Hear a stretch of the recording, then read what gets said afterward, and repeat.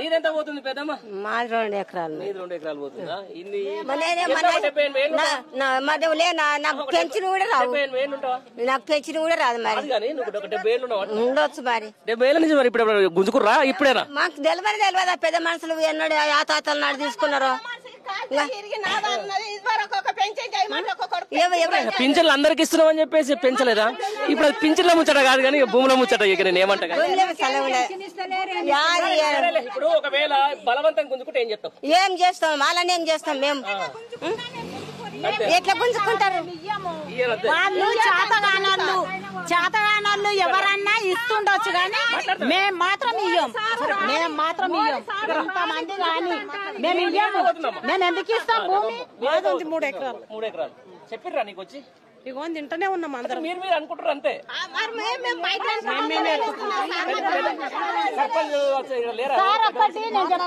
Sir ఇగో ఇప్పుడు సర్పంచ్ ఉన్నాడు, నేను ఒక ఉప సర్పంచిని. నేను ఉప సర్పంచిని. మా సర్పంచ్ కూడా అందరిని వేసుకొని మా ఆడవాళ్ళని అందరిని వేసుకొని మేము ఇయ్యం సార్ అంటాను. ఎందుకు మాకు గట్టితరం చెప్తలేడు?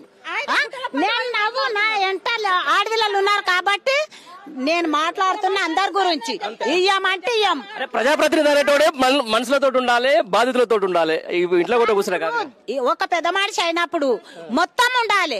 ఇప్పుడు నేను పెద్ద మనిషిని కానీ కాకపోని ఈ ఆడవాళ్ళని మొత్తం తీసుకొని వచ్చి మమ్మల్ని నేడికి తోలిన పప్పు బువ్వ అయినా తినేసి మా బువ్వ మా పొలం మాత్రం ఇయ్యం. మేము కాపాడుకుంటాం. ఇదే మాట మీద ఇలా వాడతాం. నేను నేనేమన్నా 5 ఎకరాలు ఉంది మాకు లావిని. ఇక నాకు 2 కొడుకులు. ఒక ఆయన ఇక ఏం పంచితే మేమే చేసుకుంటున్నాం కానీ ఇక పంచిమంటున్నారు. ఏది పత్తి పెట్టినా నీరు పట్టిపోయింది, మొక్కజొన్న వేసిన నీరు పట్టిపోయింది, బిర్నీస్ పెట్టిన నీరు పట్టిపోయింది, చిక్కుడు వేసి పెడితే అవి పోయినాయి మొత్తం. ఇక ఇప్పుడు అవి పోయినాక ఇక వచ్చుకొని ఉంటాం. చూడేమైతే మొత్తం పోయినాయి, నీళ్లు ఉన్నాయి చేనుల. ఇప్పుడు ఏమంటున్నావు మరి? ఎందుకు గుంజుకుంటారంట? ఏం కడతారట? ఈడ ఏం పట్టుకుంటారు కానీ మాకైతే భూములు అయితే మాత్రం మేము ఇయ్యము. ఎట్టి పరిస్థితుల్లో ఇది గవర్నమెంట్ ల్యాండ్, మాకు కావాలి అంటే మరి అంతే. మరి కావాలి మాకు భూమి. మరి పొద్దున పిల్లలకు ఏమి వేయాలేము? మీకు గ్రామ సభ పెట్టి అమ్మ మీ భూములు పోతున్నాయి అని చెప్పిరా? ఎవరు చెప్పలేరు. మాకు ఎవరు చెప్పలేడు. మాకైతే చెప్పలేడు. మరి ఎవరికి వచ్చి చెప్పారు మీ భూములు పోతున్నాయని? మీకు చెప్పింది గులగుల అనుకుంటే మాకు అందరికి అల్లిలో పడ్డం. అంతేనా? ఈ గులగులగులు ఎందుకు అనుకుంటావమ్మా? నీ భూమి 5 ఎకరాలు వాడు తీసుకోవడానికి మధ్యవర్తివాడు ఎందుకు వస్తాడు అంటున్నా? నీకు కావాలంటున్నావు కదా సార్. మరి నీ భూమి ఉన్నదంటే అమ్మ నేను తీసుకుంటా నువ్వు వచ్చి నా ధైర్యంతో అడగాలి కదా. నువ్వు అడగాలి. నువ్వు నడమొచ్చినాడు ఆయనకి ఇప్పుడు నా పైసలు ఇస్తాము అది ఇస్తామంటే నువ్వు అడగ. నీకేం అవసరం లేదు. మరి నా భూమి నాకు అవసరం. నా భూమి దగ్గరకు వచ్చి నువ్వు అడుగు. నువ్వు ఇస్తావు, అమ్ముతావా, నువ్వు చేసుకుంటావా భూమి? పోయిరా ఎంఆర్ఓ ఆఫీస్ కాడు పోయి అడిగిరా? నేమైతే ఎవరు పోయినా సార్? ఊరల్లో పోయిన చూడు. ఈ ఊరల్లో పోయిన మాకైతే మా పెద్ద మనిషికి తెలియదు, మా కొడుకులకు తెలియదు, ఎవరికి తెలియదు. ఎందుకు సారు మా లావిన్ పాటలు అన్ని ఎందుకు వస్తున్నాయి అన్నాం అంటే అవా మా అందరికి అవి కంపెనీలు పడతాయి ఇచ్చేసినామని కూడా చెప్పిండు సార్. కంపెనీలు పడతాయట? ఎవరి కంపెనీలు? ఏం కంపెనీ? ఇక మా భూమి జర మా అమ్మ పాస్బుక్ రాలేకుండే సార్. నాకు అడావుడి ఉండి ఇక నేను సార్ను కూడా ఏమనలేను. ఎందుకు పోతాయి సార్ అవి అంటానంటే పోతాయి అమ్మ మీది గుట్ట మీద అంటే ఎందుకండి ఇలా పోడు భూములు ఇప్పుడు భద్రాచలము అడవులలో పోతేనే వాళ్ళు ఇలా మంచి బ్రహ్మాండంగా చేసుకుని కూర్చుంటారు. నువ్వు హైదరాబాద్ కూతవేడు దూరంలో ఉన్నావు, నీ భూములు పోతాయి అంటే నువ్వు ఊకుంటావా?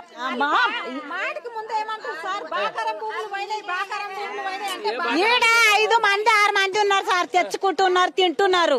మమ్మల్ని ఏం దొరికితే దంచండి అన్న. దొరికితే చెప్పులు మెడలేసి కొడతాం మేము. దొరికితే మాత్రానికి చెప్పులు మెడలేసి కొడతాం. వాళ్ళు ఇచ్చినవి కావు మాకు. మా తాత ముని తాతలు సంపాదించిన ఆస్తులు అవి. మేము మధ్యలో సంపాదించుకున్న ఆస్తులు కావవి. మా తాతలు ఎన్నడో నేటినాడు సంపాదించిన ఆస్తులు మాయి పోతే మరి మేము ఎట్లా బతకాలి సార్? మేము ఎక్కడ పోయి బతకాలి సార్? మేము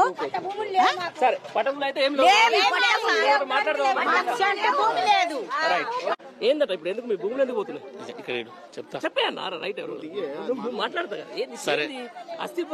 సరే ఇప్పుడు ఏమింది మాకు ఇప్పుడు మా అసలు ల్యాండ్ ఎవరు గుంజుకుంటలేరు, ఏం చేస్తలేరు. ఏం లేదు పబ్లిక్ వాళ్ళు ఎవరు కలాలంటారు? మీకు ఎవరు చెప్పారు? మాకైతే తెలియదు. ఏమని మొత్తుకుంటారు?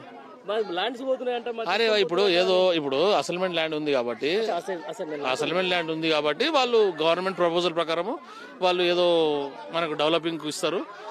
అంటే ఏందన్నా ఏమి ఇస్తారు అనేది ఇంకా మాకు ఇంకా రాలేదు, క్లారిటీ రాలేదు.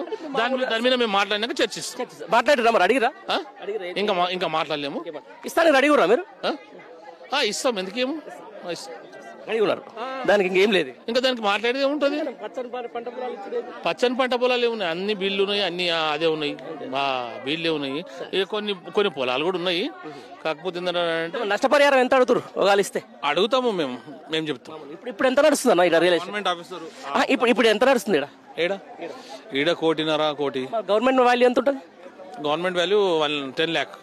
10 లక్షలకు కోటి రూపాయలకి ఏమైనా సంబంధం ఉంటుంది? Government value 10 lakh. వాళ్ళు ఇప్పుడు ఏం మాట్లాడతారు దాని మీద అది. అంటే వాళ్ళు ఇప్పుడు కొంతమంది రైతులు ఏం మాట్లాడుతున్నారు అంటే కొంతమంది మధ్యవర్తులే ఈ రోజు గవర్నమెంట్ కు అధికారులతో టైఅప్ అయ్యి మమ్మల్ని అది చేస్తున్నారు అని చెప్పేసి ఒక ఎలిగేషన్ చేస్తుంది.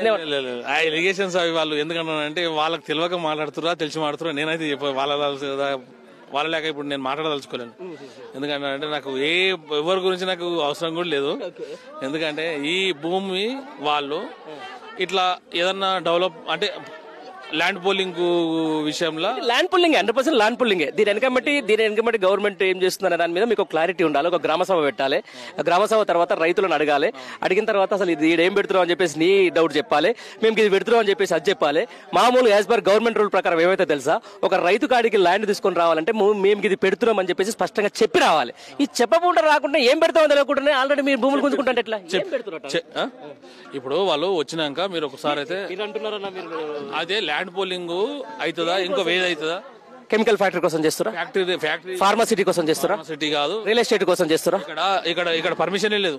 ఏది ఇండస్ట్రీ రానికి. త్రిపుల్ ఆర్ కోసం చేస్తారా? త్రిపుల్ ఆర్ పక్కన ఇంకా చాలా దూరం ఉంది. అక్కడ తీసుకొని ఏం చేస్తారు వాళ్ళు? ఫ్యాక్టరీస్ పెడతారా? ఇప్పుడు వాళ్ళ ప్లానింగ్ ఇంకా మనకు రాలేదు. ఆల్రెడీ గ్రామస్తులకు ఏంటంటే ఓన్లీ జస్ట్ ఇన్ఫార్మ్ చేసిరు. ఇన్ఫార్మ్ చేస్తే వీళ్ళు అల్లకోలారం అవుతారు. వేస్ట్ గా అంటే అల్లకోలారం అవుతారు కదా. భూమి కదా, భూమి అంటే మన తెలంగాణ ప్రజలకు ఎమోషన్. ఇప్పుడు దాని గురించి కాదు. వీళ్ళు ఏంటంటే వాళ్ళు అడిగిపోయారు. వాళ్ళు ఏదంటే ఇట్లా మనము మీరు గవర్నమెంట్ వాళ్ళు అడిగిపోయారు, మీరు ఇస్తాను అడిగారు అంతే. ఇక ఎండ్ ఆఫ్ ద డే ఊరంతా ఇప్పుడు దాకా మేము మొత్తుకుంటారు. ఇప్పుడు దాకా ఆల్రెడీ లేవా ఇక్కడ నువ్వు ఇక్కడ ఇస్తాను మీరు అడిగురు ఇప్పుడు దాకా మాట్లాడంటే ఏంటంటే మీ ఏం తీర్మానం చేసి? ఎందుకంటే ఇది జనాలకు తెలవాలి. లేదా ఇది జనాలకు అందరికి తెలవాలి. ఎందుకంటే నీ ప్రాంతం ఉంటుంది, రేపు ఇంకో ప్రాంతంగా ఉంటుంది. కానీ వాస్తవానికి నిజంగా మంచి ఇది పచ్చని ల్యాండా లేకపోతే పనికిరాని ల్యాండ్? ఉన్నది కొంచెం ఉన్నది, పంట వండేది ఉన్నది. పనికిరాంది పోయినా పర్వాలేదు, పనికిరాంది అంటే పోయిందంటే దాన్ని పర్వాలేదు. పంట పొలాల పరిస్థితి పంట పొలాలే చాన్నాయి. పంట పొలాలు చాన్నాయి. ఒకటన్నా నేనేమన్నా కూడా అభివృద్ధికి మనం ఎవ్వరం ఆటంకం కాదు. నేను అభివృద్ధికి ఆటంకం కావద్దు, నువ్వు కావద్దు. బట్ దేనికోసం తీసుకుంటున్నా క్లారిటీ కావాలన్నా లేదా? తీసుకుంటామని చెప్పారు కానీ దేనికోసం చేస్తున్నా చెప్పరా? మీద నిర్ణయం పెట్టిపోయారు అంతే. మీరు మాట్లాడుకోండి. నోటిఫికేషన్ వచ్చిన తర్వాత అది ఏ దాని క్లారిటీ వస్తుంది. ఫర్ సపోజ్ అన్న నేనేమంటున్నా అంటే ఇలా ఊళ్ళోకి వచ్చేసిన తర్వాత రేపు పొద్దున ల్యాండ్ పుల్లింగ్ అయిపోద్ది, మీరు కూడా ఓకే చేశారు. ఇక నేను కెమికల్ ఫ్యాక్టరీ పెడుతున్నా భయం చేసి ఒకటి వచ్చింది, ఏం చేస్తావు అప్పుడు ఏం చేయలేము సార్. ఊరిని అందరూ సమక్షంలో నిర్ణయం తీసుకుంటాం.